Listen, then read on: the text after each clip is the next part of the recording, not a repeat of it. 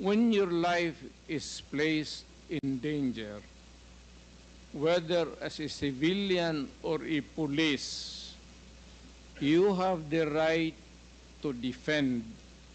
And if your life is in danger, kill the idiot in front of you,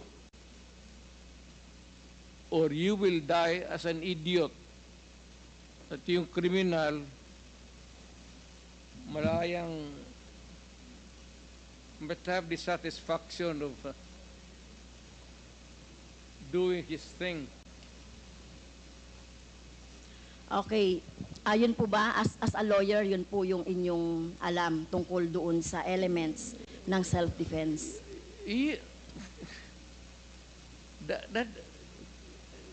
Ibang ano ma'am, performance of duty, yung self-defense,